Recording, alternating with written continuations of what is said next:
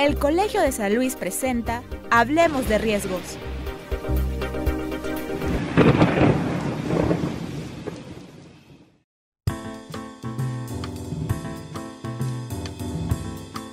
¿Qué tal? Bienvenidos a este ejercicio de comunicación que se produce desde el Colegio de San Luis. Estamos en Hablemos de Riesgos. Agradecemos el apoyo de la institución y en esta ocasión les saludamos su servidora Lidia Huache y Jorge Damián. En la operación técnica agradecemos el apoyo de Israel Trejo y Armando Reina. Hoy el tema será estudios sobre calidad de agua. Y para hablar de ello estarán con nosotros la doctora en Ciencias Ambientales Briseida López, investigadora del programa Agua y Sociedad, y la doctora Janet Morán, quien actualmente es becaria también del Colegio de San Luis. Ambas estudian, analizan, abordan el mismo tema de la calidad de agua en perspectivas distintas de acuerdo a su formación y sus disciplinas. Jorge, buen día. ¿Qué tal? Buen día, sean ustedes bienvenidos. Janet Morán es doctora en Ciencias Aplicadas por el Instituto Potosino de Investigación Científica y Tecnológica y la doctora Briseida López, como ya lo mencionamos, es académica del Colegio de San Luis. Ella trabaja, entre otros proyectos, el de estudio ambiental y socioeconómico del uso y manejo del agua superficial y subterránea en la planicie de Río Verde, San Luis Potosí. Hola, ¿qué tal? Muchas gracias nuevamente por la invitación y pues bueno, aquí participando una vez más en estos, como dices, tu ejercicio de comunicación.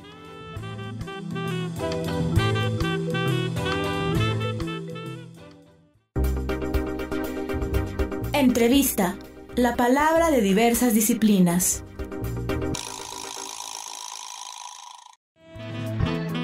Bueno, nosotros tenemos como política no presentar a nuestros invitados, sino que ellos se presenten a sí mismos. Entonces, nos gustaría que ustedes nos dijeran quién es Janet Morán y quién es Briseida López. Bueno, soy Janet Morán, soy egresada del Instituto Potosino de Ciencia y Tecnología, mi doctorado lo hice ahí, pero de profesión soy químico farmacobiólogo. De ahí la importancia o mi interés de estudiar sobre la calidad del agua. Mi maestría y doctorado lo hice en el Instituto Potosino y me he dedicado más que nada a la hidrogeoquímica, el origen, la evolución del agua, los procesos evolutivos que lleva esta y en gran parte también la calidad que tiene este líquido. ¿Tu doctorado en qué fue? Cuéntanos, Janet.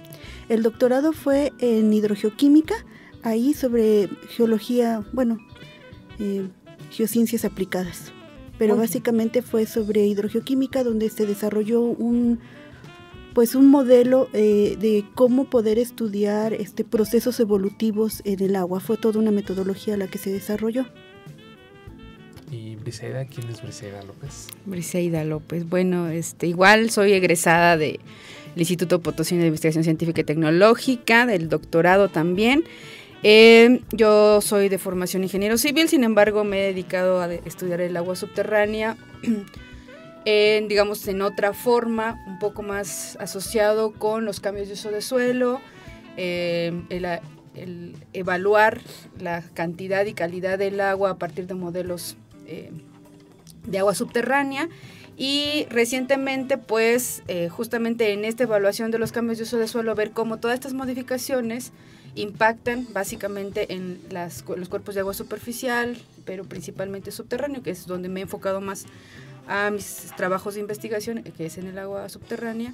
Y bueno, desde esta forma, no soy química, no es mi fuerte, digamos, o no es lo que me dedico, sin embargo, con labores o investigaciones como las que hace Janet, complementamos el trabajo que yo hago con esto de los cambios de uso de suelo, las actividades humanas y cómo impactan, digamos, en los cuerpos de agua, ¿no? ¿Podremos decir que ustedes han realizado trabajo de corte interdisciplinario en ese sentido?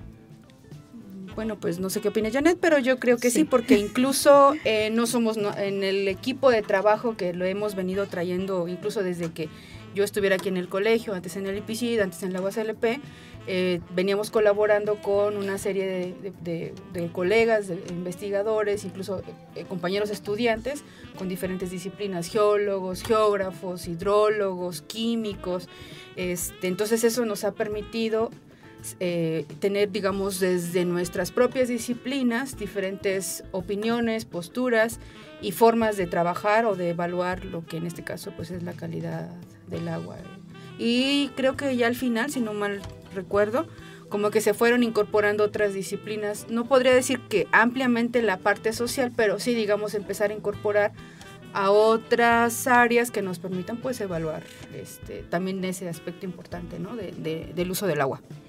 Bueno, pues como podrán escuchar nuestro auditorio, tenemos a 2 investigadoras formadas en el IPICIT, que es un centro de investigación del CONACYT, y ambas el día de hoy son colaboradoras, son Briseida López, trabaja como investigadora de tiempo completo en el Colegio de San Luis, y la doctora Janet Morán actualmente es becaria también de aquí del Colegio de San Luis.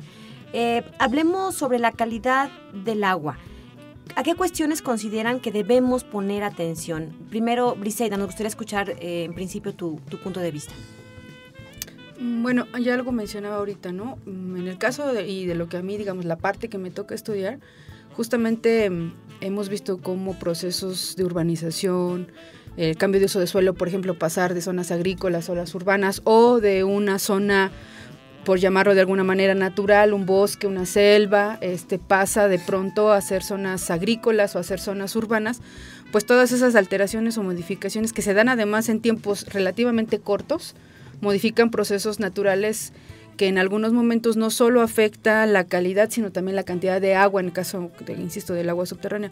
En cuerpos de agua superficiales es muy notorio, ¿no? Las descargas. Perdón la interrupción tan abrupta. ¿Cuáles son los cuerpos de agua superficiales? Porque luego la gente a lo mejor no domina este lenguaje. Los ríos, creo que es lo más común, los arroyos, las corrientes que vemos, digamos, en la superficie de la tierra, que es lo que creo que vemos con mayor facilidad, como estos cuerpos de agua son las descargas de, aunque fueran de aguas tratadas, pero siguen siendo descargas de aguas que ya tuvieron algún uso y que siguen contaminando o que contaminan estos arroyos, estos ríos, estos lagos, lagunas, y muchos cuerpos de agua que son depositados ahí no llevan tratamiento, ¿no? Entonces, esa es, digamos, la parte más visual, que se vuelven ya después no ríos, sino más bien canales, ¿no? De aguas negras. Yo creo que en México hay muchos casos documentados de que así han sido, ¿no? La Ciudad de México, en algún momento, sus ríos, que ahora incluso son igual vialidades o están entubados o algo, en algún momento sirvieron para como la recolección de las aguas de desecho de la ciudad, ¿no? Y en muchas otras ciudades sigue siendo lo mismo. Vamos a continuar en este espacio, Hablemos de Riesgo. Vamos a un corte y continuamos.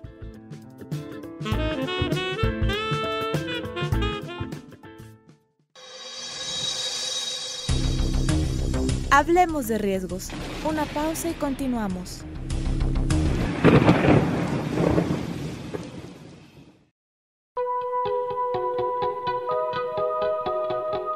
El Colegio de San Luis, Centro Público de Investigación, está dedicado a la formación de personas interesadas en el desarrollo científico de la región.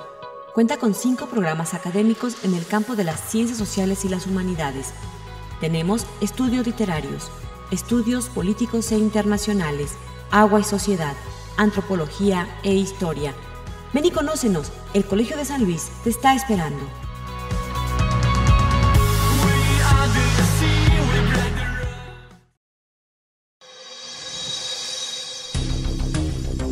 Estamos de regreso.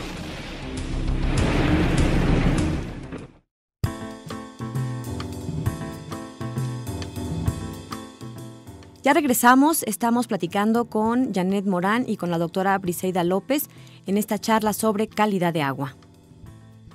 Si tuvieras que elegir 3 de los principales elementos que habría que fijarse para la calidad del agua, ¿cuáles dirías que deben ser? Yo creo que una de las cosas importantes y que en México se hace, pero yo creo que no con el rigor ni con la sistematización que se debiera, es por ejemplo el monitoreo, ¿no? El monitoreo, eso nos permitiría estar, un monitoreo sistemático, bien instrumentado, nos permitiría saber la condición actual o más reciente de la calidad y empezar a tomar. Yo creo que ese es uno de los puntos. Y la otra es realmente tener la aplicación, porque siempre se habla de leyes, ¿no? Que hay que ser más estrictos con las leyes. Las leyes, la reglamentación existen, pero no se aplican de forma correcta. Yo creo que esas son de las cosas que podrían influir para tener un control. ¿Las leyes o hacer cumplir las leyes? Hacer cumplir las leyes, insisto, porque reglamentaciones, legislación, la hay. El problema es que no se aplican de la forma correcta. Janet, ¿agregarías algo más a lo que nos ha dicho Briseida? Ella ahorita nos habló de monitoreo, pero especificar qué es monitoreo y qué podemos observar en el monitoreo, qué datos nos resulta de ese tipo de actividades. Sí, claro. Bueno, para empezar, yo creo que la calidad es más que estar viendo qué es lo que tiene mal un agua, porque podemos tener varias calidades y lo podemos estar utilizando para diferentes cosas. No es lo mismo la calidad que requerimos para el consumo humano que el que se utiliza para la agricultura. Y no es que esté mal, pero vamos a requerir diferentes cosas. Al hablar de un monitoreo es checar este tipo de situaciones, que es la química del agua, es conocer la cantidad de metales que puede tener un agua, es conocer los parámetros físico-químicos que debe de tener un agua, como su pH, sus sólidos totales, la temperatura adecuada que debe de tener. Muchas veces cuando hablamos de calidad nos enfocamos básicamente en la norma 127 para el consumo humano, pero creo que también debemos de tener o considerar que existen más normas y podemos darle esa utilización al agua, porque muchas veces les decimos que es un agua ya que nos sirve, un agua contaminada, un agua de desecho, y muchas veces la podemos utilizar o darle otros usos y no nada más enfocarlo para el consumo humano. ¿Cuáles dirías que estas circunstancias que pueden convertirse en una amenaza? Por ejemplo, ahorita decías que si la temperatura, que si los componentes químicos, ¿por qué? ¿En qué momento se convierten en una amenaza?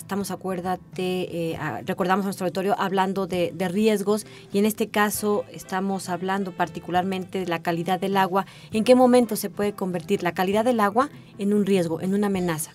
Sí, ahí va a depender para qué quieres utilizar esa agua. Si es para consumo humano, sí son muy estrictas las normas y nos dicen que bajas concentraciones, por ejemplo, el arsénico puede estar nada más de 0.0 partes por millón, son las que puede tolerar el cuerpo.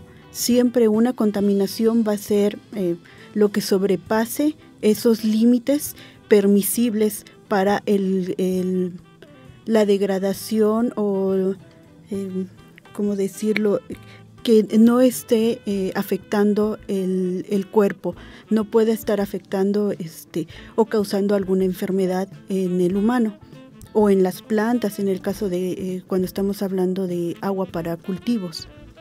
Muy bien, estamos en Hablemos de Riesgos, este espacio de comunicación del Colegio de San Luis, y vamos a hacer una breve pausa. Regresamos para seguir platicando sobre estudios sobre calidad de agua con las investigadoras Briseida López y Janet Morán. Regresamos.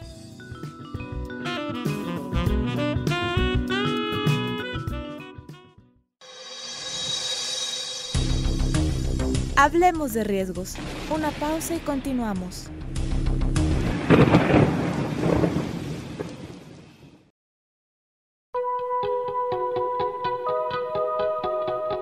La Biblioteca Rafael Montejano y Aguiñaga está dedicada a fortalecer la investigación del Colegio de San Luis y divulgar la información. Cuenta con diferentes servicios que facilitan su misión. ¿Quieres saber cuáles son? Te invitamos a conocernos. Visita nuestra página web www.colsan.edu.mx.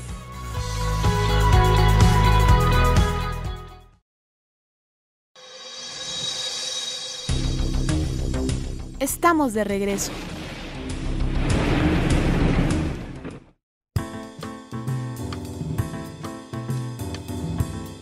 Bueno, estamos de regreso en este programa que se llama Hablemos de Riesgos. Nos acompaña el día de hoy la doctora Briseida López y Janet Morán. Y pues estábamos hablando sobre las amenazas que esto puede significar. Ya nos comentaba Janet cuáles son las amenazas. ¿Cuáles considera usted, doctora Briseida, que podrían ser las amenazas? Bueno, pues yo creo que ya Janet fue muy clara en esto, ¿no? Cuando hablamos de calidad del agua, justamente calidad para qué tipo de uso. Sin embargo, yo creo que el riesgo más importante o el que más nos preocuparía en dado momento es para la cuestión del consumo humano, para lo que se considera para consumo humano. Yo creo que ha habido en ocasiones en México que por cuestiones de justamente de calidad del agua se dan brotes de enfermedades diarreicas o una cosa de estas, ¿no? Entonces, yo creo que sí es importante, yo hablaba hace rato del monitoreo, ¿no? Estar teniendo un monitoreo, un seguimiento de la calidad del agua que se suministra a la población. Si bien el agua que se potabiliza para que llegue a una población, en el camino puede contaminarse por cuestiones de los drenajes rotos, por este tipo de combinación de estructuras hidráulicas. Yo creo que es importante que justamente en las casas, los que reciben el agua, tendrían que tener también, digamos, formas de estar conociendo la calidad del agua que están recibiendo. Y bueno, pues las autoridades encargadas de suministrar agua en buena condición para la población, pues yo creo que su preocupación y su ocupación para tener esta calidad para el consumo humano pues debe de ser mayor. Sin embargo, también yo creo que no está de más enfatizar que la calidad de agua que se utiliza para otras actividades como la agricultura también tendríamos que estar pendientes de con qué agua se está regando lo que consumimos y más, digamos, de estos productos que son de consumo prácticamente inmediato, ¿no? Por ejemplo, las hortalizas que básicamente se riegan con agua y las cortan y las pasan a los mercados o a las tiendas y son más como de acceso más inmediato, ¿no? Yo creo que esa también es de las cosas que tendríamos que estar vigilando para evitar algún tipo de riesgo en cuestiones, pienso yo, de manera inmediata de salud a la población. Pero hay muchos otros riesgos que yo creo que hay que estar pendientes, por ejemplo, cuando se descargan, yo decía, cuerpos de agua ya de por sí contaminados, aunque tuviera algún tipo de tratamiento a cuerpos, porque pues también se atenta contra la flora y fauna de estos cuerpos receptores. Incluso, por ejemplo, en ciudades como San Luis Potosí, cuando dependemos del agua subterránea y si la infraestructura hidráulica de los pozos no es la correcta, también puede estar siendo susceptible a volverse un espacio de contaminación, por ejemplo, por mala construcción de los pozos, o pozos abandonados que de repente no son sellados, todo este tipo de cosas que, o sea, que sí valdría la pena estar bien, tener un control, pues, del tipo de agua que se está suministrando, insisto, no solamente para la población, sino para la agricultura. Desafortunadamente en San Luis Potosí parte de la agricultura pues es a partir de aguas residuales, ¿no? Algunas tratadas, pero pues siguen siendo aguas residuales y bueno, también habría que ver qué se está regando con esas aguas, ¿no? ¿Los problemas del agua son solo por procesos sociales, es decir, por la intervención de estas relaciones entre los seres humanos, sea autoridad, sean ciudadanos? Janet. No, hay procesos también de contaminación de forma natural y en esto va muy ligado a la geología del sitio. Hay sitios donde tienen un alto contenido de flúor, esta agua se contamina con ese flúor y nos da un agua de mala calidad. Hay zonas donde sus rocas tienen muchos sulfatos, lo mismo pasa, se contamina esa agua y es un proceso natural porque es la roca que contiene esa agua la que le está otorgando esa contaminación. Y en ese sentido, podremos pensar en algún tipo de actividad. Ahora nos decían procesos naturales, procesos sociales como agricultura, ganadería, industria, pero ¿hay alguna actividad que pueda hacer mucho de mayor impacto en los cuerpos de agua? Es decir, ¿podemos decir que la industria contamina más que la agricultura? O en algunos estudios se habla que realmente quienes contaminamos más son los usos urbanos, el uso doméstico, porque aquí en las ciudades no hay digamos en la forma en que dispones el agua, desde los hogares no hay un tratamiento, mientras que la industria en teoría sí lo tiene. ¿Podemos plantear ese tipo de relaciones o realmente es un ejercicio inútil pensar eso? Creo yo que va a depender mucho de lo que estés arrojando ahora sí que a tu drenaje. El tipo de contaminantes son diferentes. En el área urbana son desechos orgánicos, vas a tener una mayor cantidad de bacterias En la zona industrial a lo mejor son metales los que vas a estar agregando. En agrícola van a ser más fosfatos, sulfuros que estás agregando por los agroquímicos que se utilizan. Entonces son como que diferentes. De hecho, si tú quisieras tratar un agua, lo tienes que tratar de acuerdo a lo que estás arrojando. No puedes poner una planta de tratamiento para tratar los 3 tipos de agua. Tiene que ser diferente. De hecho, para poderla estudiar, hay ICA, que es un índice de calidad del agua para consumo humano, para agrícola y también para industrial.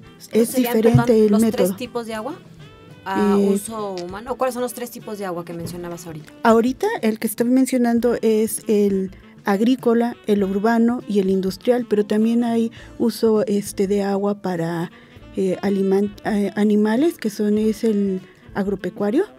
Y en también debe de reunir ciertas características esa agua para que los animales no se te estén enfermando. Seguimos platicando sobre calidad de agua. Vamos a ir a una pausa y continuamos.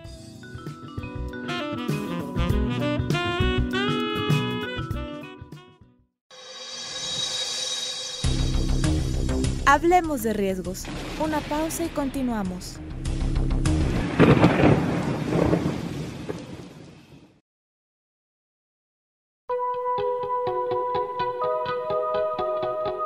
¿Estás interesado en estudiar programas con reconocimiento CONACYT y que cuenten con un alto nivel académico?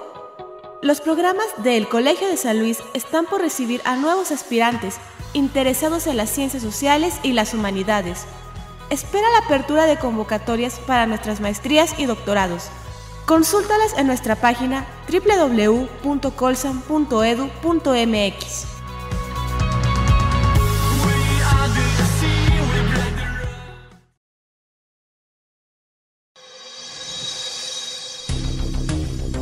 Estamos de regreso.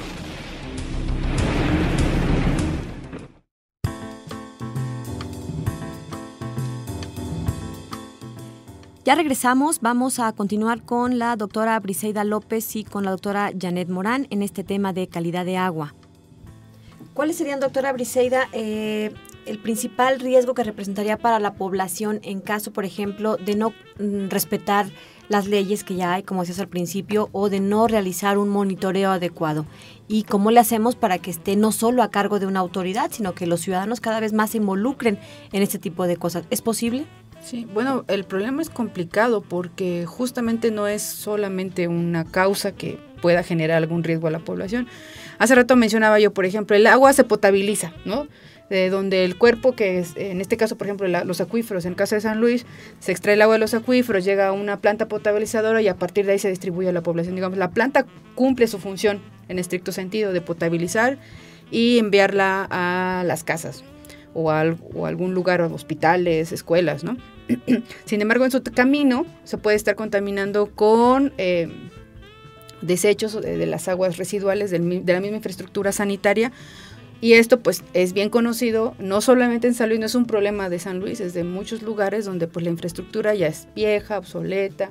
Incluso de las cosas que creo que sí pasan en San Luis, como en otras ciudades con problemáticas similares, es justamente a partir de que se ha sobreexplotado en los mantos acuíferos, empiezan a haber otros fenómenos como son los hundimientos. Esto pues genera que la infraestructura hidráulica, tanto de agua potable como de sanitaria, se fracture y genere pues esta mezcla, digamos, de agua. Ese sería el primer riesgo, porque entonces tú estarías recibiendo agua mezclada, digamos, con residuos de la infraestructura sanitaria. ¿Qué hacer la población? Pues insisto, vigilar. De repente hay campañas, ¿no? Como estar vigilando el agua que llega a tu casa, que laves los aljibes, los tinacos, llegamos como a manera de lo individual en lo familiar, ¿no? Pero, insisto, es un problema complicado, ¿no? Siempre se dice que no hay suficiente recurso para, digamos, rehabilitar la infraestructura sanitaria. Sin embargo, pues ese es un foco o un problema importante para la contaminación del agua que se recibe en las casas. Por otro lado, el agua que yo decía para la agricultura, pues desafortunadamente el agua de desecho de las zonas urbanas, en el caso de San Luis, por ejemplo, pues se usa para la agricultura. Y si bien parte de esta agua es tratada, para que no lleve, como decía Janet, algunos contaminantes sí de riesgo para la agricultura, pues no se subsana del todo, ¿no? Porque estas aguas contaminan los suelos, en algún momento los saturan de ciertos contaminantes. Algunos de estos contaminantes incluso pueden estar en las plantas que se están produciendo ahí, en los cultivos, y eso pues finalmente va a dar, si es un forraje, por ejemplo, pues a los animales, y pues los animales, las vacas, los borregos, finalmente muchos de estos pues regresan a nosotros como carne, ¿no? O leche. Y otras plantas pues no las comemos, como decía yo, de manera. Entonces, digamos que es un círculo vicioso en muchas formas, sus orígenes son también diversos y complicados. Entonces, pues como ciudadanos, yo creo que como en esto y en muchas otras cosas, pues nos toca más que siempre exigir que en el caso del agua para el consumo humano, pues se nos dote de la calidad que es. Y en el caso, yo digo que a las industrias, por ejemplo, estar pendientes de que estén cumpliendo con las normas, de que estén realmente tratando las aguas, que las descargas que hagan sean lo menos contaminante posible para no tener problemas, digamos, en estos cuerpos de por sí ya contaminados. Yo quisiera preguntarle a Janet si dentro de esta gama de diversos tipos de agua, de diferentes componentes de contaminación, tanto antropogénicos como naturales, podemos identificar cierto tipo de enfermedades a partir de ciertos componentes en el agua, o ustedes no han logrado encontrar una relación de este tipo. Hay estudios donde sí logran relacionar dependiendo el tipo de agua. Por ejemplo, lo mencionaba hace un rato Briseida, cuando tienes enfermedades gastrointestinales, por esa mezcla de aguas de uso urbano con el agua potable, pues es el resultado, ¿no? Creo que no sé si en Secretaría de Salud tengan un listado, que creo yo que lo deben de tener por su epidemiología, cómo van relacionando los brotes de cólera, brotes que se dan mucho, por ejemplo, en el caso de la Huasteca, ¿no? Estos brotes en las épocas de calor, y eso es porque baja los niveles del río. Bueno, lamentablemente se nos han quedado muchas preguntas en el tintero, pero esperamos en otro momento poder platicar al respecto. Lamentablemente el tiempo nos ha absorbido. Agradecemos mucho a Janet y a Briseida por esta charla que tuvieron con nosotros. Muchas gracias. Gracias por la invitación.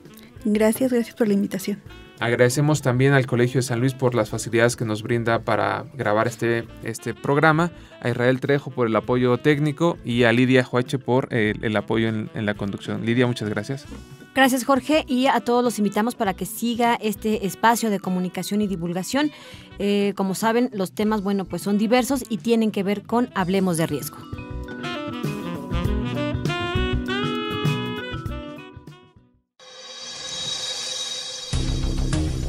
El Colegio de San Luis presentó Hablemos de Riesgos.